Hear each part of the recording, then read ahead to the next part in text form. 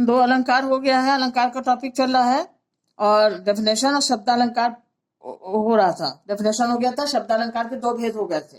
तीसरा है श्लेष अलंकार। अनुप्रास यमक हो गया। श्लेष अलंकार है, श्लेष का अर्थ होता है चिपकना। श्लेष का मतलब क्या होता है? चिपकना, यह इसकी पहचान है। श्लेष का अर्थ होता है चिपकना। जब वाक्य में एक ही शब्द के कई अर्थ हों ना, तो श्लेष अलंकार होता है। मतलब एक ही शब्द के कई अर्थ, शब्द एक ही है लेकिन उसमें कई अर्थ चिपके हुए हैं, तो वहां श्लेष अलंकार होता है। यही इसकी पहचान है ना। देखिए, श्लेष का अर्थ चिपकना है, तो जब एक ही शब्द में कई अर्थ होते हैं, मतलब उसी शब्द में कई अर्थ चिपके होते हैं, कई अर्थ निकल रहे हैं, तो वो श्लेष अलंकार होता है। जैसे ध्यान देखिए, एग्जाम्पल देखिए, क्लियर हो जाता है। मंगन को देत पट देत बार बार है। मंगन मतलब भिखारी को, मंगन को जो मांगता है उसको देख करके, पट माने दरवाजा, दरवाजे को देत बार बार, दरवाजा बार बार दे देता है कोई, मतलब दरवाजे को बार बार बंद कर दे रहा है। पट देना माने पट को बंद करना, दरवाजे को बंद करना। और दूसरा इस पट का अर्थ क्या है? वस्त्र, कपड़ा, ड्रेस। मंगन को देत पट देत, एक पट का अर्थ है कि दरवाजा बंद कर लिया जा रहा है, दूसरा पट का अर्थ है कि वस्त्र बार बार दिया जा रहा है, कपड़ा उसे बार बार दिया जा रहा है ना। तो दो अर्थ हुआ, एक शब्द एक ही बार है, इसका दो अर्थ हो गया। एक पट का मतलब है कि दरवाजा बंद किया, दरवाजा, और दूसरा पट का अर्थ है वस्त्र, वस्त्र दिया जा रहा है। पट देना मतलब दरवाजा बंद करना, और पट देना मतलब वस्त्र देना बार बार। ठीक, एक पट का दो अर्थ। दूसरा देखिए, रहीमन पानी राखिए बिन पानी सब सून, पानी गए न उबरे मोती मानुष चून। रहीमदास जी क्या कर रहे हैं? पानी को संभाल करके रखिए, पानी को संभाल के रखिए, क्योंकि पानी के बिना सब सूना है, सब बेकार है ना। ये खाली ऊपर की लाइन, इसका जोड़ा बना बैठा है, मेन नीचे देखना ध्यान से। रहीमदास जी क्या कर रहे हैं? पानी को संभाल के रखना चाहिए, बिना पानी के पूरा जग सूना, सब कुछ सूना, सब बेकार है। अब देखिए क्या कह रहा है, नीचे की लाइन देखिए, श्लेष अलंकार कैसे अर्थ चिपका हुआ है। नीचे की लाइन को देखिए ध्यान से, पानी गए न उबरे मोती मानुष चून। मतलब पानी का मतलब तीन अर्थ है। यहाँ इस पानी का मतलब, इस लाइन में पानी शब्द आया है, इस पानी का तीन अर्थ है। एक पानी मतलब पॉलिश, जो पानी मोती पर चढ़ाया जाता है। अगर मोती का पॉलिश उतर गया हो, पानी उतर गया हो, मोती जो है बदरंग हो जाती है, अच्छा नहीं लगता है देखने में, चमक गायब हो जाती है ना। पॉलिश उतर जाए, चमक गायब हो जाती है, देते हैं ना सुनार के यहाँ, ये पानी चढ़ा दो, वो पानी चमक। तो इस पानी का यहाँ पे मोती के लिए जो पानी आया है वो चमक है, पॉलिश है। और दूसरा पानी मनुष्य के लिए आए, दूसरा अर्थ इसका क्या आएगा? इज्जत, सम्मान, मनुष्य का सम्मान, इज्जत ना। और तीसरा चून माने चूना। तो इस चूना के लिए पानी क्या आया है? साधारण पानी जो पिया जाता है, इस्तेमाल होता है, प्रयोग होता है। तो इस पानी का तीन अर्थ है। एक पानी मोती की चमक, पॉलिश, दूसरा पानी एक अर्थ मोती की चमक के लिए आया है, पॉलिश के लिए आया है, दूसरा पानी का अर्थ जो है मनुष्य की इज्जत, सम्मान के लिए आया है। पानी मतलब सम्मान, इज्जत। और तीसरा पानी साधारण पानी है जो चूने के लिए आया है। जैसे मोती में अगर पॉलिश ना कराया जाए, पानी ना चढ़वाया जाए, तो मोती बेकार हो जाती है, बदरंग हो जाता है, दिखाई नहीं, अच्छा नहीं दिखता है, और मनुष्य की इज्जत खत्म हो जाती है, तो उसका समाज में जीना मुश्किल हो जाता है, जीना बेकार है, मनुष्य का जीवन बेकार है तब, अगर उसका सम्मान खत्म हो गया। और तीसरा अर्थ जो पानी का है, यह है साधारण पानी चूना के लिए, कि अगर चूने में पानी ना डाला जाए तो चूना बेकार हो जाता है, मर जाता है, धूल बन जाता है, धूल धूल मिट्टी, वो किसी काम लायक नहीं रहता है। मतलब पेंट वेंट होता है, चूना मिला के पानी करते हैं ना पेंटिंग, लेकिन अगर उसमें पानी नहीं मिलाएंगे, सूखा रखा रहेगा, तो वो चूना बेकार हो जाता है, फिर फेंकने लायक हो जाता है, एकदम रद्दी हो जाता है। तो इसीलिए कह रहा है पानी गए उबरे मोती मानुष चून। इस पानी के जाने से मोती, मनुष्य और चूना तीनों जो है बेकार हो जाते हैं। तो यहाँ पानी, केवल पानी का मतलब पीने वाला पानी नहीं, ये तीन अर्थ है। एक पानी की वजह से मोती बेकार होती है, दूसरे पानी की वजह से मनुष्य बेकार होता है, तीसरे पानी की वजह से चूना बेकार हो जाता है। तो मोती वाला पानी क्या है? पॉलिश, चमक। मनुष्य वाला क्या है पानी? इज्जत। और चूना का पानी मतलब पानी जो पीने वाला होता है, जो चट्टाला जाता है, चूना में मिलाया जाता है। तो इस तरह से एक पानी के 3 अर्थ हैं। तो इसीलिए रहीमदास जी कह रहे हैं कि पानी को संभाल के रखना चाहिए। पानी बिन रहीमन पानी राखी, मतलब कोई भी ये सब जो है संभाल के रखिए। बिना पानी के सब शून्य है, बिना पानी के मोती बेकार हो जाएगी, बिना पानी के मनुष्य का जीवन बर्बाद हो जाएगा, और बिना पानी के छूना बेकार हो जाएगा। वो पानी कौन कौन सा है? ये है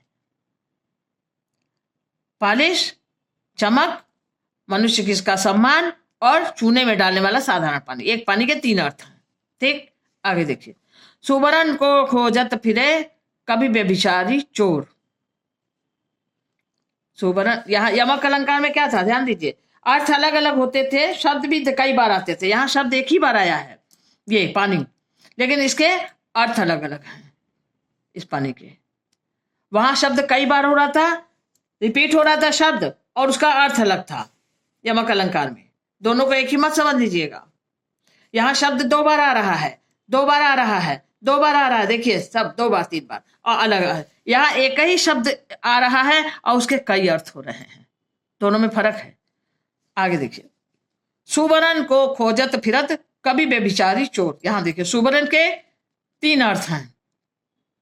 ये जो 3 है ना, इन तीनों के लिए आया है, अलग अलग इसके अर्थ है। एक इसके लिए आया है, एक इसके लिए आया है, एक इसके लिए आया है। कैसे? सुवर्ण, सुंदर अक्षर, सुंदर राइटिंग कौन खोजता है? कवि खोजता है। कवि जो है, एक सुवर्ण का अर्थ है सुंदर वर्ण, सुंदर अक्षर, जो कवि चाहता है। दूसरा सुवर्ण का अर्थ है सुंदर स्त्री, जो व्यभिचारी को चाहिए।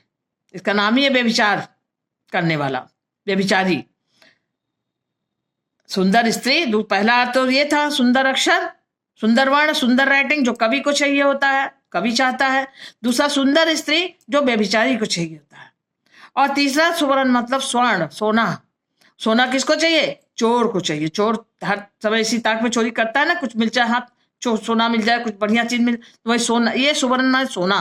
सोना चोर को अगर हाथ लगे तो बहुत खुश होगा। तो चोर जो है हमेशा सोना खोजता है, व्यभिचारी जो है सुंदर स्त्री खोजती है, और कवि जो है सुंदर राइटिंग खोजता है, सुंदर वर्ण खोजता है कविता को सुंदर रचने के लिए ना। तो इसका 3 अर्थ है, इसलिए एक ही शब्द के 3 अर्थ। जैसे इसका 3 अर्थ था, वैसे इसके 3 अर्थ है। यहाँ वाला 3 अर्थ इन तीनों के लिए आया था। पानी का जो था, ये सुवर्ण का 3 अर्थ हुआ, जो इन तीनों के लिए अलग अलग आया है।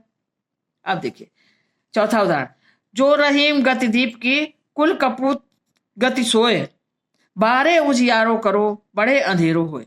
यहाँ दीपक की गति को और कुपुत्र की गति को एक समान बताया गया है ना। तो इसमें अर्थ किसका है? एक शब्द के 2 अर्थ कैसे हैं?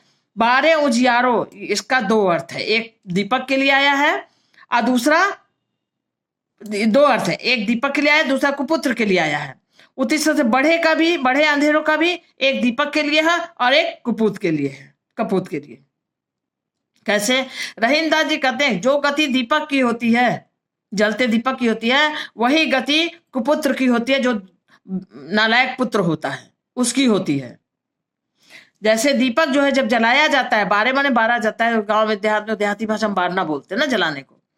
तो जब जलाया जाता है दीपक को, तो उजाला कर देता है ना चारों तरफ। लेकिन जब कुछ देर तक जल जाता है, तो जैसे जैसे तेल खत्म होता है, दीपक बुझ जाता है, थोड़ा टाइम बीत जाता है। टाइम बीतने के बाद दीपक जो है अंधेरा कर देता है, समय बीतने के बाद अंधेरा कर देता है। उसी तरह से कुपुत्र जो है जब पैदा होता है, तो चारों तरफ बड़ी खुशहाली होती है ना। बारे उजियारो, जैसे दीपक जलने पर खूब उजाला होता है, वैसे कुपुत्र के पैदा होने पर क्या पता कि बड़ा होकर क्या करेगा। पैदा हुआ तो खूब सोहर गया, सोहर लचारी गवाया और ढोल नगाड़ा बजा, खूब खुशहाली मनी, चारों तरफ उजाला हो गया। लेकिन जब बड़ा होता है तो ऐसा ऐसा कर्म करता है, अपने कुकर्मों से पूरे खानदान को अंधेरे में डाल, पूरे खानदान का नाक कटा देता है, अंधेरा हो जाता है चारों तरफ। सब लोग जितना यहाँ खुश होते हैं पैदा होने में, बड़े होने के बाद उतने ही वो दुखी हो जाते हैं। तो यही है, यहाँ 2 अर्थ है, बाढ़े उजियारो और बड़े अंधेरो ना। तो इसका 2 अर्थ आया है। एक 2 अर्थ दीपक के लिए आया है, एक अर्थ दीपक के लिए आया है दोनों का, एक अर्थ जो है कुपुत्र के लिए आया है कि दीपक जब जलता है तो चारों तरफ उजाला हो जाता है, और जब कुछ टाइम बीत जाता है, समय बीतने के बाद वो चारों तरफ अंधेरा कर देता है। उसी तरह से कुपुत्र जब पैदा होता है, नालायक पुत्र पैदा होता है, पैदा होने पे तो बड़ी खुशहाली मनती है, बेटा हुआ है, सब तरफ खुशहाली हो जाती है। लेकिन जब बड़ा होता है, धीरे जैसे जैसे बड़ा होता है, टाइम बीतता है, तो वो उसका सब कुकर्म जो है, उसकी गलत गंदी बातें जो हैं, गलत काम जो हैं, वो अंधेरा कर देते हैं, सबकी आशाओं पर निराशा डाल देते हैं, सबको दुखी कर देते हैं। जितना यहाँ खुश होता है आदमी, उतने यहाँ दुखी हो जाता है। जैसे दीपक के जलने पर उजियाला होता है, सब काम होता है, बुझ गया, अंधेरा हो गया तो अंधेरा हो गया ना, तो यही है। तो यहाँ पे 12 उजियारों और बड़े अंधेरों का 2-2 अर्थ है, एक पुत्र के लिए आया है और एक दीपक के लिए आया है, इसलिए ये श्लेष अलंकार है। इसका अर्थ ही है, इसका पहचाना ही है चिपका। जब देखो कि एक ही शब्द के कई अर्थ निकल रहे हैं, बस तुरंत समझ जाओ कि ये तो श्लेष अलंकार है। ठीक है, शब्द का रिपीटेशन यहाँ नहीं होगा, शब्द एक ही रहेगा। यमक में रिपीटेशन हो रहा था, यमक में बार बार शब्द रिपीट हो रहे थे ना, एक ही शब्द बार बार प्रयोग दिया है ना यमक में, एक ही शब्द बार बार प्रयोग हो लेकिन अर्थ अलग हो। यहाँ शब्द नहीं बदले, शब्द एक ही रहेगा, अर्थ उसके अलग अलग आएंगे। वहां शब्द एक ही था लेकिन कई बार आ रहे थे, कई अर्थ हो रहा था यमक में, और इसमें यही अंतर है। यमक में शब्द रिपीट हो रहा है तब अर्थ अलग अलग हो रहा है, यहाँ बिना रिपीट हुए ही उसका अर्थ जो है कई हो रहा है, एक ही शब्द में अर्थ चिपका हुआ है। ये इसकी पहचान है। बाद में हम पूरे अलंकार का एक पहचान का एक ट्रिक बना देंगे, लास्ट में इसको दे देंगे कि आपको हर अलंकार को समझने में आसानी रहेगी, आप आसानी से सारे अलंकार को समझ लेंगे। ठीक है, इसको ध्यान से देखिएगा। अब आज पूरा ये शब्दालंकार था, शब्दालंकार अनुप्रास हो गया था, यमक हो गया, श्लेष हो गया, तीनों अलंकार शब्दालंकार के क्लियर हो गए। अब अर्थालंकार जो अर्थ के आधार पर सुंदरता लाते हैं कविता में, वो अर्थालंकार होते हैं, बताए थे। इसको नेक्स्ट वीडियो में हम बताएंगे कि अर्थालंकार कितने तरह के हैं और कैसे कैसे उसका एग्जाम्पल, डेफिनेशन सब समझा करके उसको क्लियर करेंगे। आप ध्यान से देखिएगा और समझिएगा। ठीक है, ओके।